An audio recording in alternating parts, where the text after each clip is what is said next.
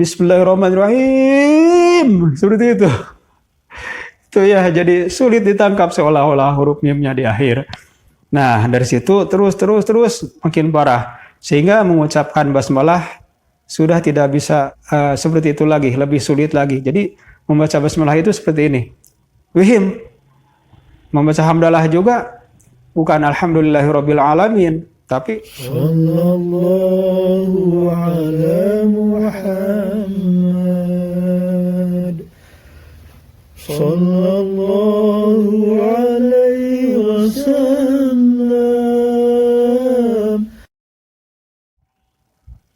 Assalamualaikum warahmatullahi wabarakatuh.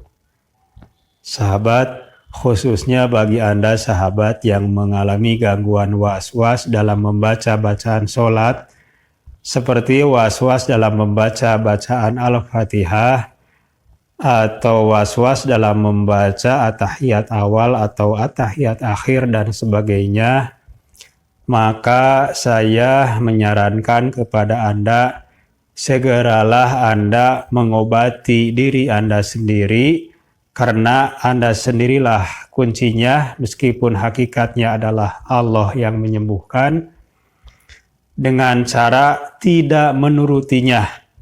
Karena was-was tersebut atau bisikan setan tersebut, meskipun terlihat untuk kebaikan, akan tetapi lebih banyak mudorotnya dibandingkan maslahatnya. Seperti yang sudah pernah saya alami, bahkan saya mengalaminya hingga sekarang. Dan saya berharap Anda tidak sampai seperti saya. Apakah yang saya alami dampaknya? Yakni dampak dari was-was tersebut, efek negatif dari gangguan was-was dalam membaca bacaan sholat tersebut, saya mengalami kekakuan lidah, seolah kaku lidah, seolah kaku mulut.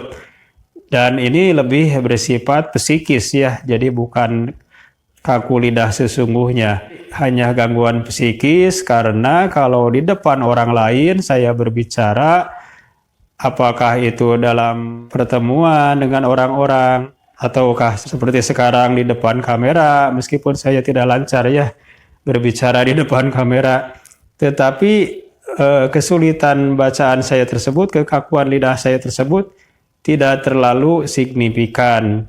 Jadi cenderung lancar lah ya, cenderung tidak ada seperti itu. Namun jika sudah sendirian, wah pokoknya lidah ini seolah kaku saja, mulut ini seolah ya susah untuk mengucapkan bacaan-bacaan, apakah bacaan sholat, bacaan zikir, bacaan doa, kemudian yang lainnya, bahkan hanya sekedar untuk membaca bacaan berhuruf Latin dan berbahasa Indonesia saja, saya pernah kesulitan. Jadi waktu itu saya akan berangkat ke kampus untuk mengikuti ujian, dan sewaktu saya di perjalanan dalam mobil elep, saya memanfaatkan waktu untuk membaca dan menghafal apa yang akan diujikan tersebut. Tetapi seolah lidah saya kaku, saya tidak bisa membacanya. Kesulitan, padahal hanya mata kuliah IPA atau apa gitu waktu itu. Ya seperti itulah. Nah, awalnya saya itu mungkin terlalu berhati-hati waktu membaca basmalah, pas di akhirnya di mim, di wakob, jadi bismillahirrahmanirrahim. Nah di wakob itu saya pingin pas, dan itu dikira-kira. Nah itulah ya ibadah yang dikira-kira itu jadi lebih membawa kemudorotan daripada maslahatnya. Nah jadi saya tidak ingin terlalu tebal atau terlalu tipis, entah benar atau tidak. Pokoknya waktu itu saya, yang baik menurut saya dengan keilmuan yang dikira-kira itu ya seperti itu baiknya. Maka dari terlalu berhati-hati tersebut, akhirnya saya malah jadi sulit untuk mewakaf di mim tersebut. Bahkan seolah-olah huruf mim tersebut sulit untuk ditangkap. Jadi membaca basmalah itu jadi seperti inilah kurang lebih. Bismillahirrahmanirrahim. Seperti itu. Itu ya, jadi sulit ditangkap seolah-olah huruf mimnya di akhir. Nah, dari situ terus makin parah. Sehingga mengucapkan basmalah sudah tidak bisa seperti itu lagi, lebih sulit lagi. Jadi membaca basmalah itu seperti ini.